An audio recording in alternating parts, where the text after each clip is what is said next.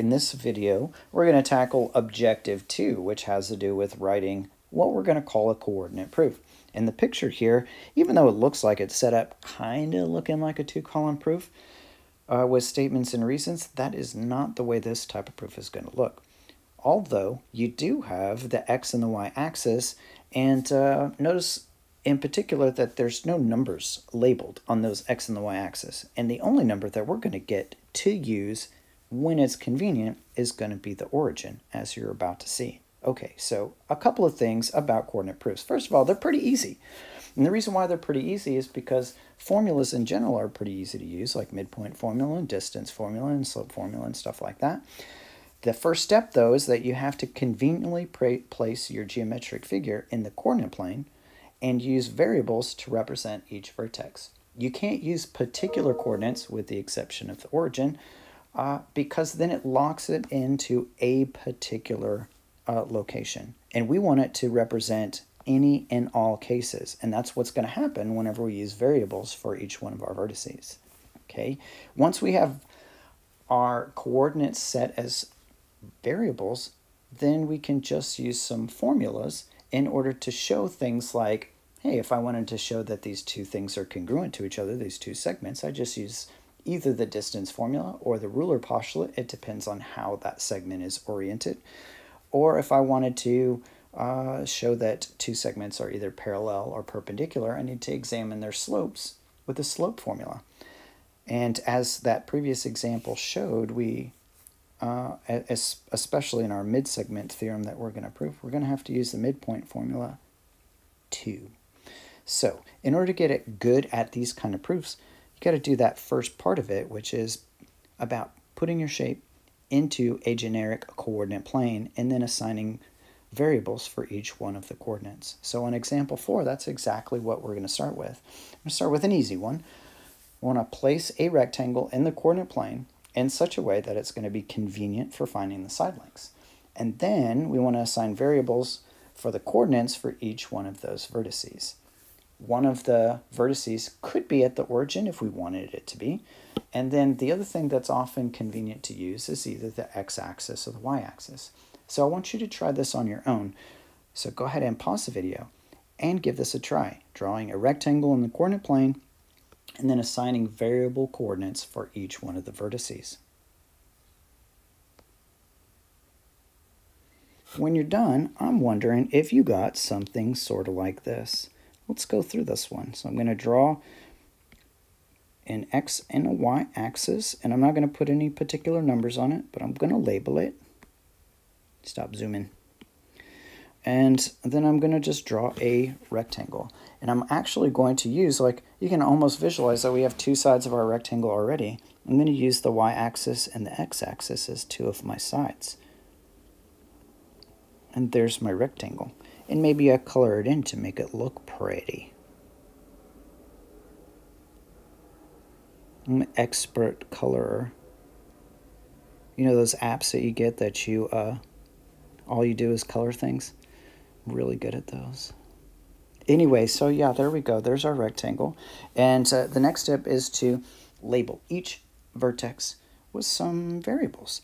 And the origin is the exception, because we use that coordinate and we know that one to be 0, 0.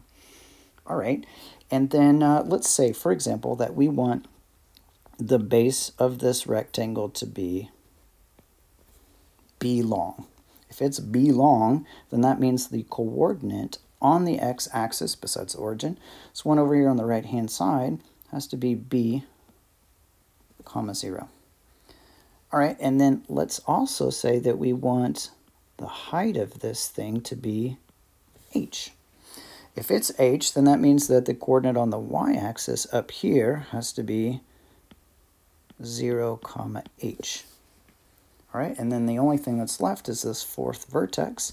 And the coordinate for this fourth vertex, well, believe it or not, the coordinate plane is sometimes called a rectangular coordinate plane, because in order to find that particular vertex there, it does trace out a rectangle, and its coordinates, I have to go right b, and then I have to go up h. It is b, h. And there we have it. And this particular rectangle It represents every possible rectangle, even a square. What has to be true about these particular coordinates in order for this thing to be a square? Well, it would just mean that b and h were exactly the same number. And they can be because these are variables and we don't know anything about what their values actually are. All right, let's take a look at the next one. Doop-a-doo. Oh, so this one in the slideshow uses h's and k's instead of b's and h's. Okay, yep, there we go. So, whoops, one more statement here, and that is just reiterating the fact that the origin is often very convenient to use for one of your vertices. Not in every single case, but in most of the cases, it's a good policy to use the origin, and then also to use the x-axis or the y-axis, or maybe even both, for two sides of your shape, whatever that shape might be. So let's take a look at example 5. Place a triangle this time in the coordinate plane in such a way that it's convenient for finding the side lengths. And then just like we did before, we want to assign variables for the coordinates for each one of those vertices. So just like we did before, pause the video and you give this a try on your own.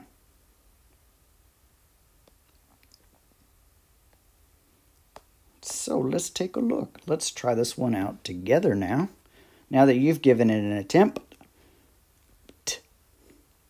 x and y axis, just like we did before. And I am going to use the origin like we did on the rectangle.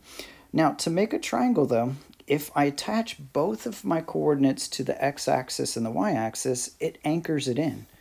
Like back up here, this point is anchored in because it has an x-coordinate of 0. It's only on the y-axis. No matter what we choose for h, it's only on the y-axis.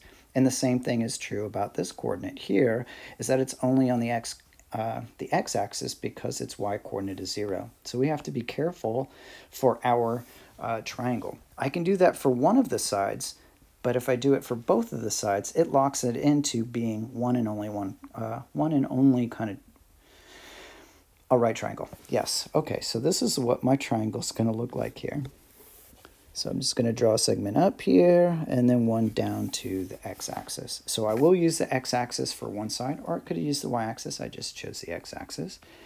And then let's say that we want this thing to have a base length of b and a height of h.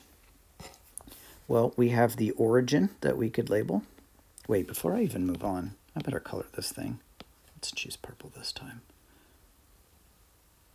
I know that when it has a little bit of color here, it might make this a little bit more pleasant to actually work on. Boom. All right. Now let's label the coordinates for the point that's on the x-axis. It should have coordinates, since it has a length of b, comma 0, and it's locked into the x-axis there. Okay, how about the coordinates of the third vertex? Doop-a-doop. Well, we know it's supposed to be h high, so that's the y-coordinate, h. Now, the x-coordinate, though, it can't be 0, because if it was 0, it's going to lock it to the y-axis. It can't be b, because then it's going to lock it into being perfectly perpendicular. Let me get rid of all those marks. Okay, so that means that I just need to choose a different vertex. I mean, a different variable. How about a? That should do it. And now this triangle, believe it or not, represents every possible triangle. Right ones, acute ones, scalene, isosceles. So let's examine that in a little bit of detail here. So what has to be true about these coordinates if it's going to be a right triangle? Well, one thing that could happen is if a was equal to 0, it locks that into the y-axis. Dang it. It locks it into the y-axis, bam, over here, and turns it into a right triangle. And there's nothing saying that a can't be 0. It could be anything because it's a variable. Or a could be equal to b. If a and b were exactly the same, it puts it right here. And then again, it turns it into a right triangle. How about an isosceles triangle? To be an isosceles triangle, what would have to happen is that a would have to be equal to 1/2 of B. And then that puts it smack dab in the middle. And if I connect that to the origin and this point B comma 0, it makes a perfect isosceles triangle. And all of those things could be true because we have variables set as our coordinates. So let's actually extend out this example a little bit and make some different triangle types. As a matter of fact, like for example, the next one that we're going to do is a right triangle, and it's entirely possible that that's what you drew whenever you gave this a try on your own. So what I would like for us to try is making a right triangle. So for a right triangle, pause the video, give it an attempt, unless you've already done it. If you did it for the first one, congratulations. If not, pause the video and give an attempt at making a right triangle, generic one, and assign coordinates for each of the vertices. Great, now I'm going to try it too. So like before, X and Y axis. You see that thing zoom in on me? Unacceptable. Okay, this time in order to make a right triangle, so that it is always a right triangle, you erase part of your y-axis. No, you don't. You just connect your hypotenuse to the x and the y-axis. And now, no matter what, this is going to be a right triangle. And this right triangle is going to be orange because it wants to be. Boop. And let's say I assign some coordinates here. Let's say I called the right angle there 0, 0. On the x-axis, maybe it's a comma 0. And on the y-axis, it is low battery. Nice, 10%. Maybe I can make it through this video. Some other variable, 0, comma b. If you made it 0, comma a, then that makes this thing an isosceles right triangle. And this isn't the only way that you can make a right triangle. It's entirely possible that you make your right triangle like this. Read. And it also needs color, but not orange. It needs grade.